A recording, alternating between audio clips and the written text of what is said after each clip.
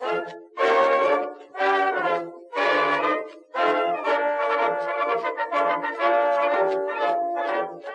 right, so the hectic Thanksgiving season is over, and now we're on to the hectic Christmas season, especially in our two choice professions.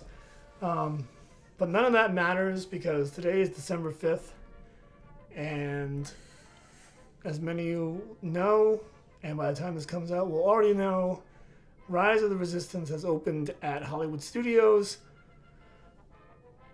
or I should say Galaxy's Edge, and just looks freaking amazing. Yeah, there's no. Can we collect some thoughts on this? There's not even can't put into words how insanely crazy it looks. Let's start with let's try to organize our thoughts. Let's start with so it's a virtual queue. We come to find out, which is, I believe, the first time Disney has incorporated a virtual queue. Am I wrong in saying that? I don't think so. I think it's the first one they've done. I mean, Dumbo. Dumbo sort of has one, but you for a major attraction, yeah, for the most part, you get besides the virtual queue to get into the land. I think that's the only other virtual type thing. Yeah, so that's awesome. Yeah, I mean, it beats it beats when you walk up to something and you see a 4-hour wait. At least you can get your spot and keeps us spending our money and shopping while we wait too, which is good for Disney. Yeah. God forbid we don't want to jip them off by any stretch of the imagination. And then, so, watching the videos, and shout out to Mickey Views and DSNY and a couple of the leaked things. I don't even know what the videos were credited to. They, you get onto this transport, as we all kind of know, and so you get an animatronic right out the get-go. Yeah. Looks like a Mon Calamarian. Calamarian, I was right for the word. Calamarian, and he's taking you up off the planet and off of that too, and you get hijacked, and so it seems like, I don't think you ever actually move, obviously, but there's some kind of simulation of movement that makes you. There's something, because somebody on one of the videos I watched says the same door you enter in, you exit out of. Okay, so you move. So it moves to something. Okay. So maybe it's a box or something that kind of moves just to kind of a circular motion something, into the show building. And so one thing I thought was interesting is that room with the stormtroopers. So now that's the next thing you see, is just more of like preload. Yeah. What if I had to make a guess going back? I would have thought that would have been a scene straight out of the ride. Yeah, I thought you would have been in the transport riding through that room, but it just seems like just kind of, it's like, when you're in room. Avatar, it's kind of like when you're near the guy in the tank, the type of thing, where it's just kind of a pre-show. And they kind of organize you almost the same way they organize you in Avatar, where they kind of get you on certain spots and then they move you into like an entertainment center, and then you get rescued out. They do a good job making it seem like you're keeping the story flowing without really realizing, the best they can, of course, that there's no cast members, or that they're trying to hide the idea that there's cast members working these things. They're first order people when you first get in there. They're detaining you. They definitely stay in character pretty well from the things. Yeah.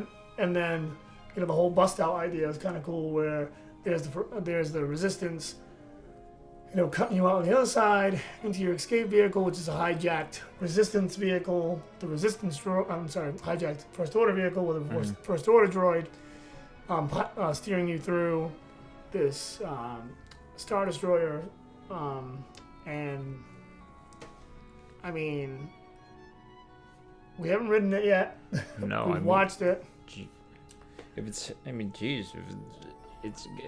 the videos are insane looking, I can only imagine what it looks like in person. And I know it's from the videos you can see that it's that trackless thing, so it's cool. You can just kind of just bounce around. Spins you around wherever. So there's a lot of cars going all at once. Mm-hmm. So which gives you all the kind of the feel that everyone's kind of escaping. Like, it stays true, like, good to the story, I think. And then, I guess what we should really touch upon here is like the scale of this thing.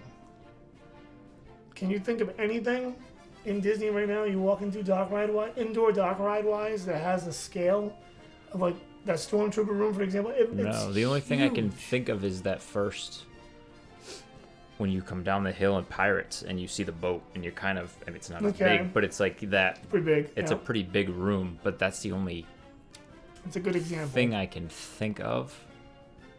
When you go into the corridors of this thing, it gets a little more of a norm Disney Dark Ride thing going through, but when you pop into like where what I would call the designated show scenes, I guess, even though it never really feels that way, which they seem to do a good job of that too. But I mean, obviously things are set up, but you go through and like you get to the bridge with, Hux and Kylo up there, and once again, it just feels like when you get to those points of the ride that there's the scale just like goes back up to this huge, like you're in the ship, It's it's literally like they built a Star Destroyer.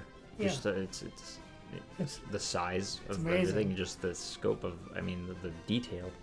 And that's so, like we said, you're starting on the transport ride vehicle number 1 over to the hijacked first order transport, whatever you want to call that, and then, like we said, I can't say enough, the scale of the ride is intense. You go to a certain room, the AT-ATs are in there, and those things just look amazing, and they're huge, and there's actually lifts, which is technically another ride vehicle, sort of, but whatever, an element of a ride you don't see, where you actually go up to another floor. When you go through there, you're, you get the awesome effect of Kylo's kind of chasing you down. You get into another elevator to go back down, and then, lo and behold, here comes Kylo's lightsaber down at you, which I don't know, I'm not quite sure how they achieved that effect, but it looks amazing. Johnny's gonna try to touch it when we go. So, and then, another amazing Kylo animatronic on the way out. The movements and everything that pertain to that particular scene of him kind of almost getting sucked out of the ship look incredible. I'm sure you will agree. And then into the third and final ride vehicle with it being an escape pod, which looks kind of like, I guess it's actually a legit drop, very brief drop, and then you seem to go into kind of like a Star Tours type of ride system. Looks a little bit, maybe more of a Smuggler's Run type of ride system, I guess I would call it, because it's really surrounds, I think the screen's a lot more in depth than like the Star Tours screen. And back down to the 2. But it just seems from start to finish to tell a really in-depth and cool story. It doesn't seem to do the best to not break away from the story. I mean, obviously they throw a safety spiel and they're going to do certain things they can't help, but I mean, from the looks of it, I'm not sure Disney's ever built anything quite like it. No, and I mean, the length of the ride is just, it's a good... Yeah, it's a good like 14, 15 minutes, right? Between all, the like that when with the scene where like the hologram and stuff talk from that, right. I think that's from start to finish like 15-20 minute long thing, so I mean, and the hologram's insane. It looks really good. I mean, looks really good. BB-8's in there. I believe he's supposed to be projecting the hologram. Is that I think it's I think going something on there. like, And they get they get the celebrity cameos. You get a little bit of voice work from Adam Driver and Ray's in there, and you got Finn, I believe, in there somewhere, and definitely Poe Dameron's in there. It just looks like they've, as kind of predicted, that they had spared no expense, and we got a ride that's going to be incredible, and I cannot wait to experience it. I can't wait to see. The one thing about Disney rides, when you watch them, like my wife doesn't like to watch them. She likes to wait, blah blah blah. But I can't help myself. There's always gonna be. It sounds funny, but there's gonna be like that. The smell, everything about being there still brings it to another level too. So that'll all be, remains to be seen. What that will add to the experience.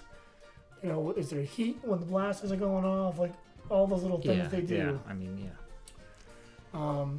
it's just it's totally different. So you can watch it as many times as you want, and it'll still be Yeah. awesome.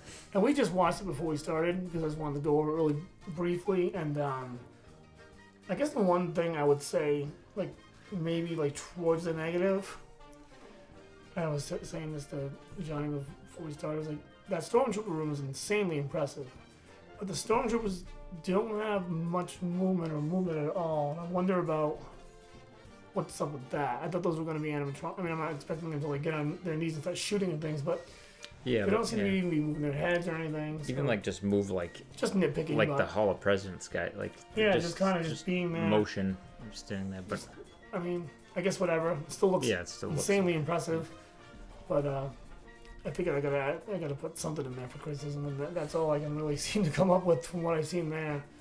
But yeah, once again, like it just looks like pretty much anything we could have wished for out of a Star Wars ride. And I think now you're gonna probably start to see the crowds in Galaxy's Edge go up a little bit to get to this. Of course, that makes sense because we'll be there soon, and they wouldn't have it any other way. Mm-hmm.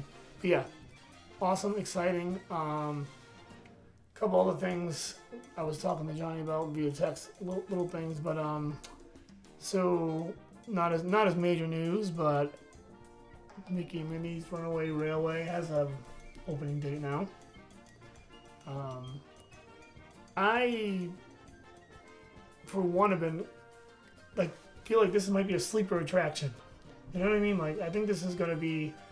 I mean, Rise of Resistance is the big one, granted, but this one has, like, from what I've seen here, might be up there as far as cutting edge, state of the art type of Disney things attractions going on. It might be a really, really, I don't want to call it a surprise, but I'll say that for lack of a better term, pleasant surprise. Yeah, I think it's now it opens. Yeah, the fact that it's supposed to be, that. What do they call it? 2.5D? Well, you don't, whatever it is. I don't know what that means, but yeah. You don't have to wear glasses to get the effect. I mean, they are using whatever technology they're using. It's very new and cutting edge. So I mean, it's gonna be. They pushed it back. I think they pushed it back because of Rise of Resistance. But I mean, it's gonna be. It's gonna help Hollywood studios in general too to make them more of a complete park. But I mean, I think it's gonna be. Good. I mean, I think it's going to be different and excuse me, new and I don't know. I mean, it's just something different, and like Mickey's got his own ride, and it's one of the first attractions we've gotten in a while. That's kind of like a throwback to a classic character, other than like I guess Little Mermaid, but you know what I mean. Yeah. Mickey's classic. He's never had a ride, so there's that, and then. That animation is really good too. With those, I love those shorts. Those shorts are really good. They're cool. So it makes me think that that's gonna be fun, and like, and it's gonna help disperse crowds. And now you're talking Hollywood Studios, essentially got 3 e-ticket attractions in like less than a year. Yeah. You may never see that again. I don't even think Epcot's getting anything like that really in their overall. They're just getting pretty much one out of that. Well, I guess if you call that a Tilly. Maybe 2, but yeah, it's kind of unprecedented one way or the other.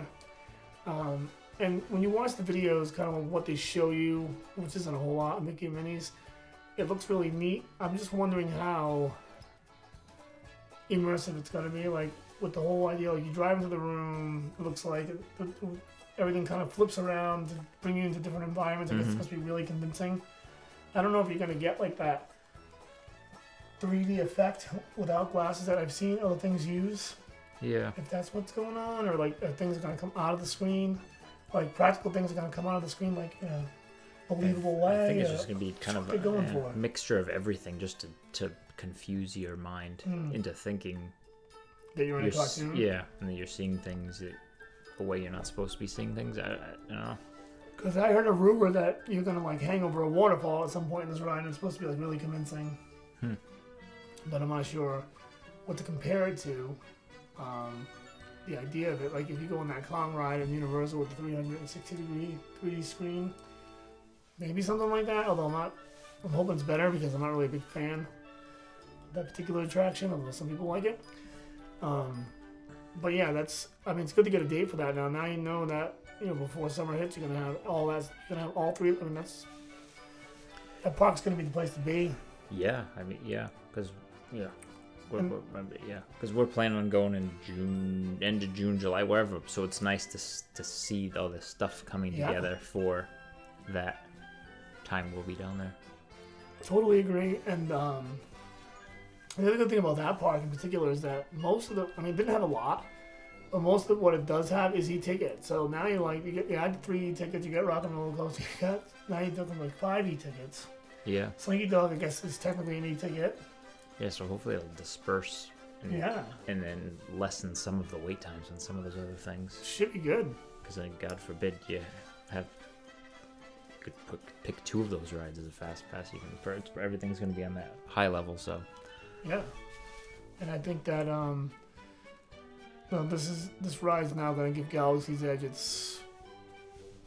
Yeah, if I can imagine if this opened with the land, it would have been, I think, that crazy thing they were expecting, but maybe we'll get it now. I don't know.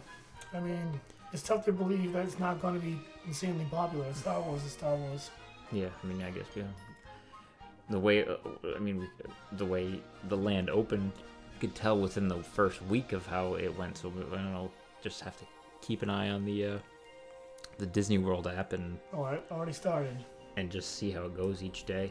With the virtual queue too, like what's good about that is that you can go there, you get your time. If it's a reasonable time, you probably think to yourself, well, I'll jump in Smuggler's Run, I'll jump in line for Smuggler's Run, and then I get off of that, you go on that.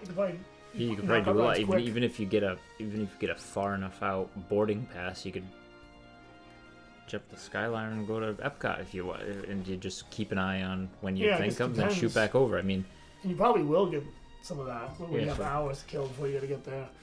So the thing is with the virtual queue, so if I have is that interfered by FastPass? I don't think so. I don't know. I doubt it. So if I have 3 FastPass set up for the day and then I go to the virtual queue, I don't think you have to have an open FastPass slot to do that. I wouldn't think so. I would hope not. No. I doubt it. But that's an interesting question because I don't know the answer to it.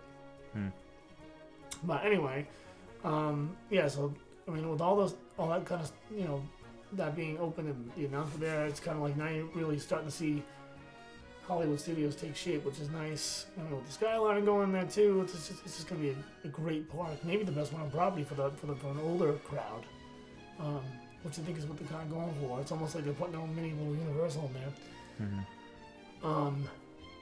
So speaking of Star Wars, real quick, we're going now. I bought tickets today, actually, in 2 weeks to see Rise of Skywalker, and we've seen the final trailers and all that stuff, and Duel of the Fates. I hear the song in the background from Phantom Menace, which was awesome. And with that final trailer, do you have any final are you excited for this? Oh yeah, I more excited than you were, or do you just think that it's fun, but your expectations are low? No, my expectations are just pretty much the same. They always. I mean, again, I didn't find the last one as bad as everybody else thought it was. So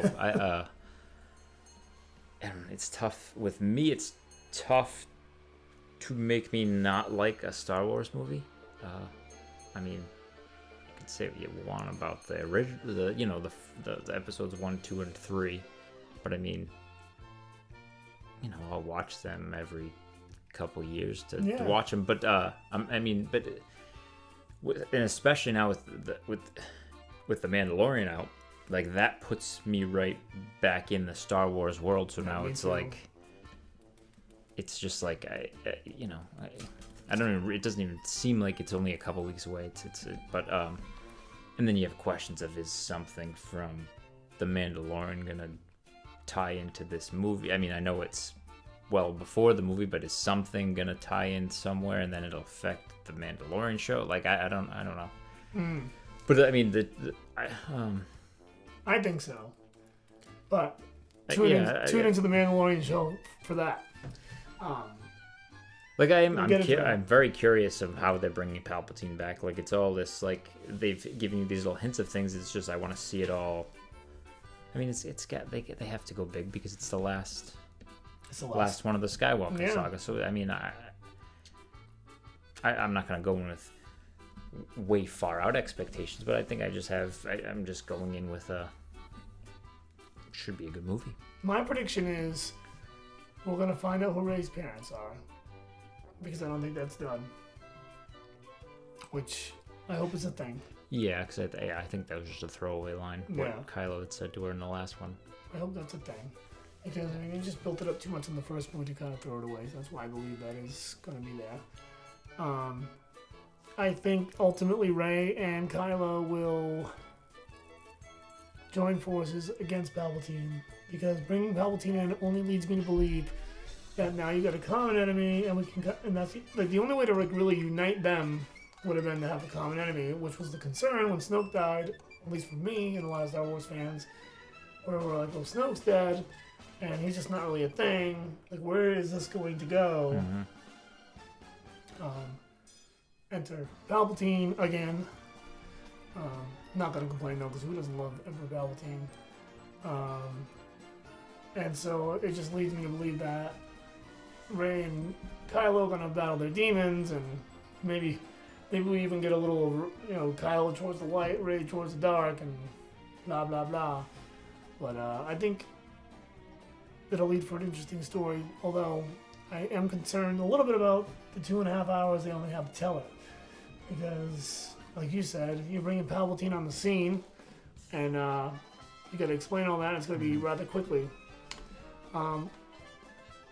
Now, we're trying to do Mandalorian recaps here on the channel, so I'm not going to go too crazy into this, but I do think the Mandalorian is going to play a role into giving us a little more depth into why Palpatine is where he is, and I will discuss that on that show, but it would make sense. And if you look at the scheduling of The Mandalorian and how they're playing the episode on the Wednesday before the movie comes out instead of the Friday, and it makes you wonder. Yeah. It makes you wonder.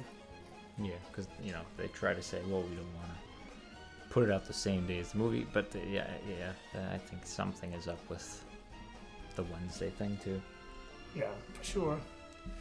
But anyway, with that said, that is, all there is to talk about this week. There is, I say it lightly, there was a ton. I mean, those two things alone, to me, are, exciting. And we will talk more about, Disney Plus as it grows as a channel. I want to keep that as a theme every week, but we're gonna skip that for now because it's still kind of in its infancy.